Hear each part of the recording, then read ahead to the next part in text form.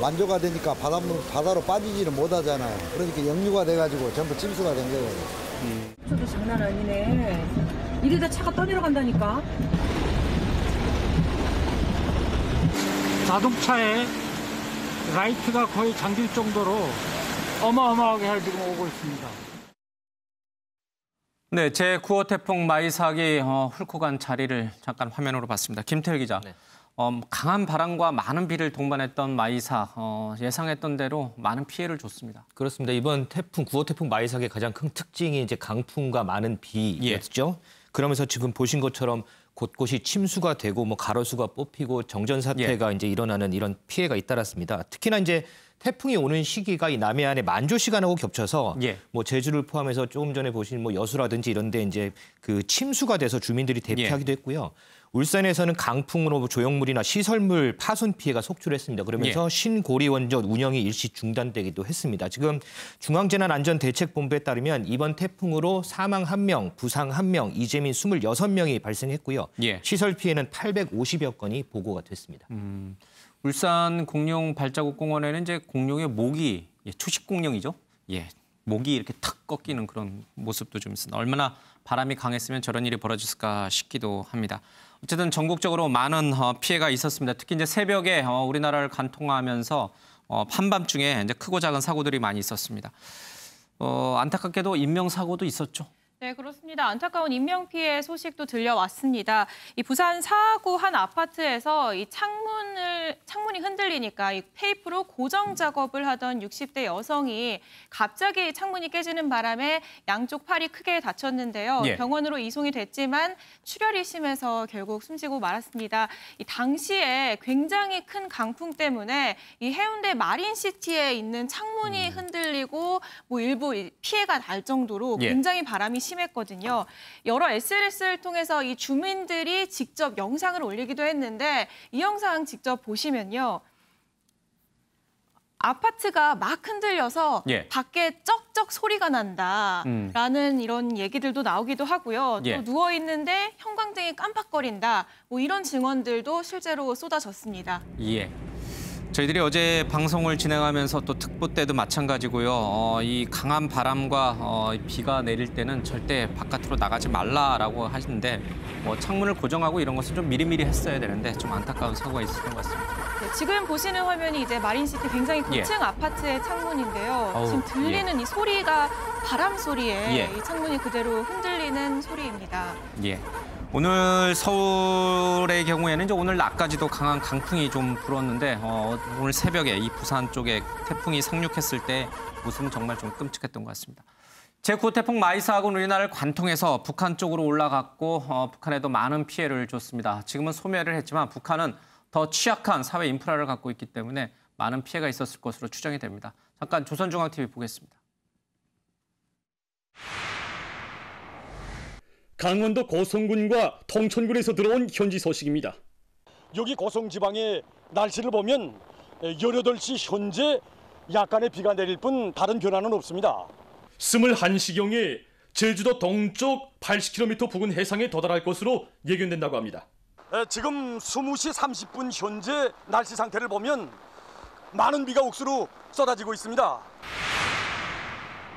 태풍 9호가 몰아오는 이 폭우 많은 지역들에서 콧물에 의한 그 피해가 상당히 심각해지고 있습니다. 우리나라의 강원도뿐 아니라 함경남도 남부 지역도 태풍의 영향권 안에 들기 시작했습니다. 이번 태풍 9호의 특징은 바람보다도 강수량이 많은 것이 특징적인 것입니다. 태풍 9호의 영향으로 해서 저렇게 무서운 파도를 일으키고 있는 여기는 강원도 통천 앞바다입니다. 네, 북한의 상황을 좀 봤습니다. 지난번 집중 폭우가 내릴 때도 마찬가지지만 이번에도 역시 기자가 현장에서 이렇게 연결하는 모습이 좀 이색적입니다. 뭐 우산을 받쳐드는 모습도 좀 이색적이고요.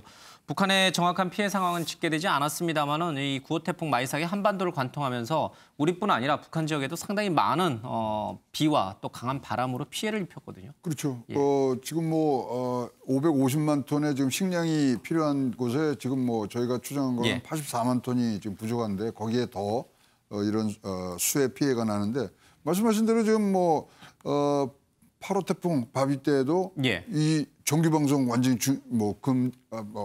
취소하고 예. 시청자에 갔고요. 대개들 시차를 두고 하는데 현장을 가면서 아주 생생한 부분들로 이렇게 북한 주민들한테 이제 예.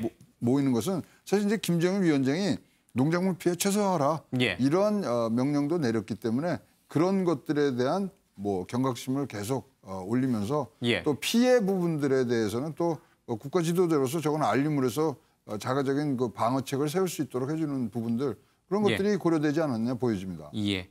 뭐 화면 그래픽이라든지 이런 것들은 많이 좀 기술적으로 좀 뒤떨어져 보이긴 합니다만 어쨌든 예보 시스템을 좀 현장 중심, 생중계 중심으로 가져가는 것은 좀 이색적이다 이런 생각이 좀 듭니다.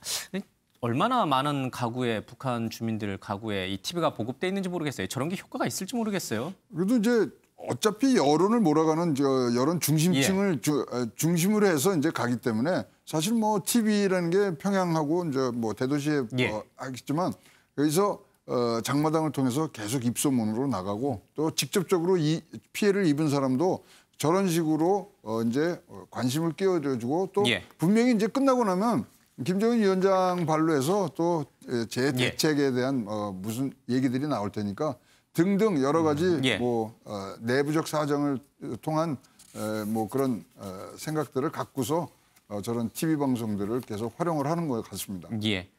남북 관계가 좀 개선이 된다면 이런 기상 특보 예보 상황을 우리와 좀 협력해서 우리의 좀 정보를 북한이 활용할 수 있도록 그 길을 열어주면 그나마 좀 피해를 덜할 텐데 그런 부분이 좀 안타깝습니다.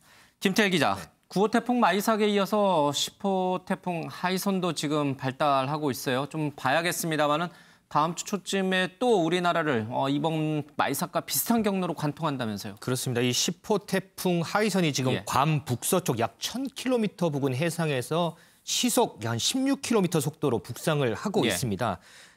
다음 7일이죠. 그러니까 다음 주 월요일쯤 일본을 거쳐서 경남 해안에 상륙한 뒤에 우리나라 중앙을 좀 관통할 것으로 지금 예상이 되고 있거든요. 그런데 지금 이제 우리나라 우측에 북태평양 고기압이 자리 잡고 있는데 이 고기압 세력에 따라서 진로는 아직까지는 조금 유동적입니다. 이 하이선이 우리나라에 접근할 때 이때 이제 중심 기압이 945 헥토파스칼, 그다음에 최대 풍속이 초속 45m 정도라고 해요. 지금 9호 태풍 마이선이 중심 기압이 950 헥토파스칼이고 최대 풍속이 한 50km 정도 됐거든요. 요거하고 좀 비슷하게 매우 강한 태풍이라고 보시면 될 것 같고요.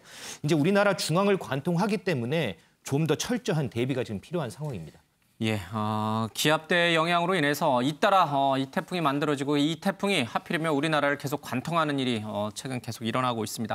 태풍 피해 없도록 각별히 더 주의하시고요. 특보에도 귀를 기울이셔야 될 것 같습니다.